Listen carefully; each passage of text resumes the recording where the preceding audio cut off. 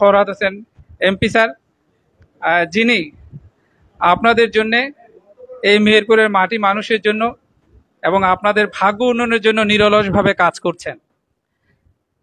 যারা মেহেরপুরের অবহেলিত এবং পিছিয়ে পড়া সহ সকল জনগণের স্বাস্থ্যসেবা নিশ্চিত করার জন্য তিনি একদিকে যেমন মেহেরপুরের স্বাস্থ্য ব্যবস্থাকে আধুনিকায়ন এবং সুযোগ সুবিধার সক্ষমতা বৃদ্ধি করেছেন, ঠিক পাশাপাশি যারা আর্থিক সংকটে রয়েছেন তাদেরকেও চিকিৎসার আওতায় আনার জন্য আর্থিক অনুদানের মাধ্যমে তাদেরকে সহযোগিতা করছেন।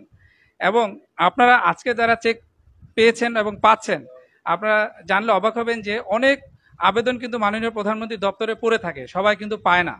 কিন্তু আপনারা মেহেরপুরের মানুষ অত্যন্ত সৌভাগ্যবান যে আপনাদের প্রতিটি আবেদন স্যার নিজে সুপারিশ করেন এবং মাননীয় প্রধানমন্ত্রী দপ্তরের যে রেজিস্টার সেখানে লেখা থাকে সুপারিশকারী স্যারের নাম হিসেবে।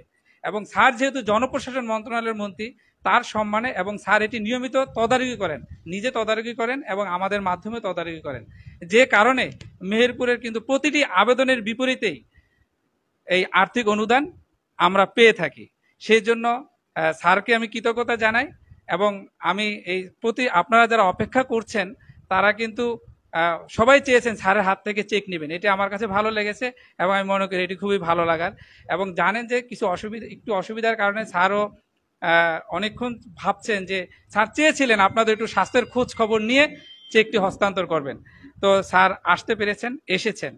আমি স্যার যদি ভালো থাকে তাহলে মেহেরপুরের মানুষ ভালো থাকে, স্যার যদি ভালো থাকে তাহলে এক সময়ের যে মেহেরপুরের অনুন্নত অশান্ত মেহেরপুর আজকে শান্তির জনপদে এবং উন্নত সমৃদ্ধির দিকে এগিয়ে যাচ্ছে স্যারের অক্লান্ত পরিশ্রমের ফসল হিসেবে।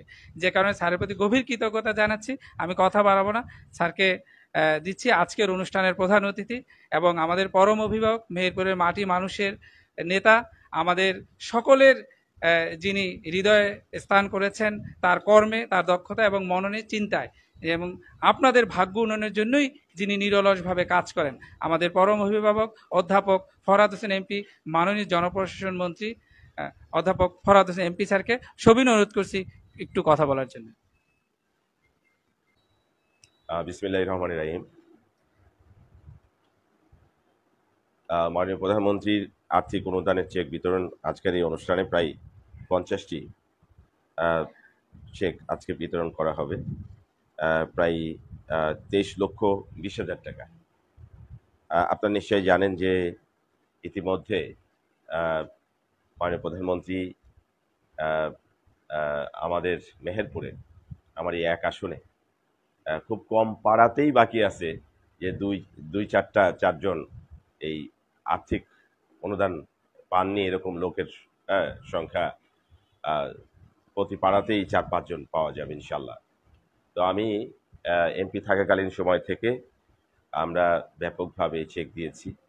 মাননীয় প্রধানমন্ত্রী তিনি তার সাহায্যের হাত বাড়িয়েছেন সবসময়তে।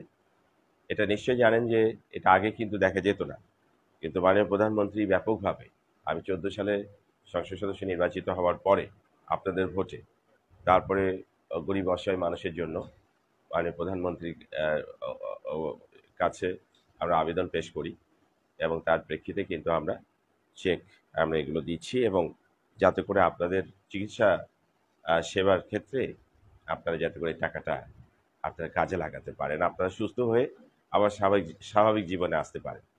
অনেকে আছেন যারা ইতিমধ্যে ধার কর্য করে আপনারা চিকিৎসা করেছেন, তাদের দেনা আছে, এ টাকা থেকে সেটাও আপনারা পরিশোধ করে থাকেন।